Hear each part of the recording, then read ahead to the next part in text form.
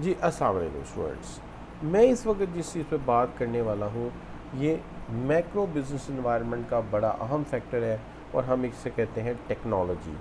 आज के दौर का ये सबसे अहम पहलू है और हम आज इस पर बात करने वाले हैं। तो चलिए शुरू करते हैं कि टेक्नोलॉजी के जो मामलात हैं वहाँ से। देखिए, दुनिया में टेक्नोलॉजिकल फैक्टर जब चेंज होते हैं तो दुनिया बिज़नेस या कारोबार चेंज होती है। टेक्नोलॉजी जब चेंज होगी, हमें ट्रेनिंग की ज़रूरत पड़ेगी, हमें लेटेस्ट इक्विपमेंट की ज़रूरत पड़ेगी, कॉस्ट मिनिमाइज़ होगी, कंपटीशन और बढ़ेगा। तो इस चीज़ का हमें ख्याल रखना चाहिए। क्या जी, कि organisation employ work from home. दुनिया में टेक्नोलॉजी ने एक ऐसा रूल पे कायम किया है कि work will move, man will not move. तो आज इंसान मूव नहीं कर रहा, काम मूव कर रहा है। उसके बाद लोग नई नई इलेक्ट्रॉनिक्स के साथ सीडीज़ को, म्यूज़िक्स को एंजॉय कर रहे हैं। और अब तो सीडी प्लेयर की भी ज़रूरत नहीं रही, इससे भी लेटेस्ट टेक्निक आ रही है।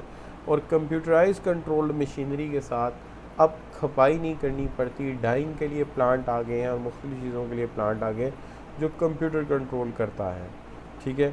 और मार्केटिंग का आज जो काम है वो सारे का सारा इंटरनेट बेस है, यानी डिजिटल मार्केटिंग का ज़माना आ गया है। इसका इम्पैक्ट हमारी जो ऑर्गेनाइजेशन पे हुआ वो ये हुआ है कि ऑर्गेनाइजेशन पहले टॉल थी और अब वो फ्लैट हो गई। उनके फ्लैट हो जाने से हमें डी लेयरिंग, यानी बहुत सारी लेयर्स बीच में से हमें निकालना पड़ी, जिससे जो ऑर्गेनाइजेशन का कल्चर है वो ज़्यादा फ्रेंडली भी हुआ है और कस्टमर जो है वो स्ट्रेटेजिक एपेक्स यानी कि बोर्ड ऑफ डायरेक्टर से ज़्यादा करीब हुआ है।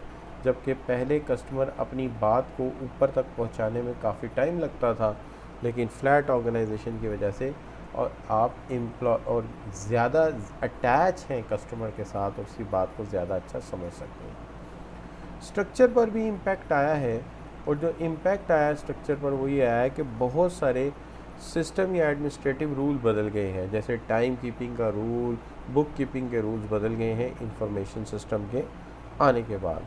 दूसरी बात ये कि प्रोडक्शन रूल्स भी चेंज हुए हैं और रोबोटिक्स जो है उसका इस्तेमाल बढ़ गया है।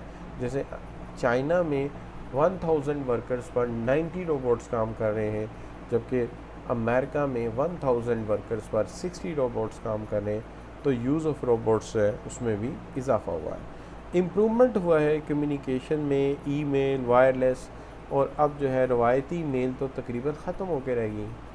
नतीजा उसका एक ये भी है कि स्पैन ऑफ कंट्रोल में चेंज आया है और फालतू वर्कर्स हो जाते हैं, ज़ाहिर है मशीनें काम ले लेती हैं और अजाफी वर्कर जो है वो रिडेंडेंट हो जाते हैं और फर्म्स को अपने वर्कर्स की तादाद को मैनेज करने के लिए डाउन साइजिंग की तरफ जाना पड़ता है। सवाल है, down sizing is a process. Down sizing एक ऐसा प्रोसेस है जिसमें हम नंबर ऑफ़ एम्प्लॉयज़ को रिड्यूस कर देते हैं।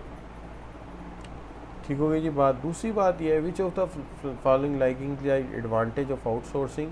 आउटसोर्सिंग ये है कि आप अपना काम दूसरों को दे देते हैं या सब कॉन्ट्रैक्ट कर देते हैं, तो उसका फ़ायदा ये होता है कि मैनेजमेंट के पास बाकी कोर फंक्शंस को देखने के लिए ज़्यादा टाइम होता है। जैसे टोयोटा टायर और बैटरी बाहर से आउटसोर्स कर लेती है, बाहर से ले लेती है। नतीजा ये कि वो अपनी बेसिक इंजन की डिज़ाइनिंग और कार की डिज़ाइनिंग पे ज़्यादा अच्छा फोकस कर सकते हैं। ठीक हो गई जी बात।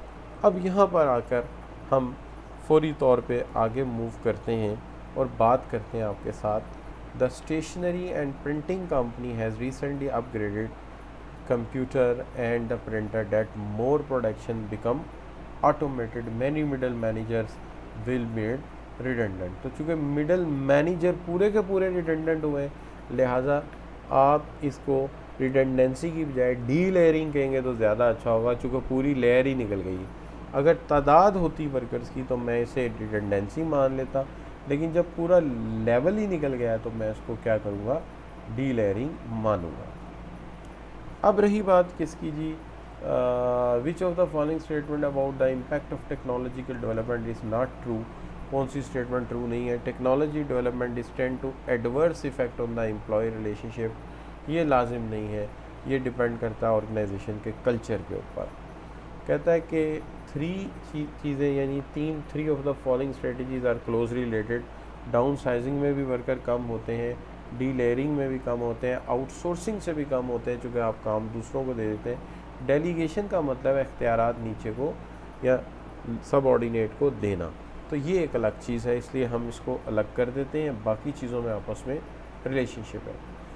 अब रही बात आउटसोर्सिंग की, तो आउटसोर्सिंग में हम क्या करते हैं, हम बेसिक कोर फंक्शन अपने पास रखते हैं इन हाउस, और जो बाकी काम होते हैं वो दूसरों से बाहर की दुनिया को दे देते हैं, जिससे हमारा काम जो है वो ज़्यादा बेहतर डेवलप होता है।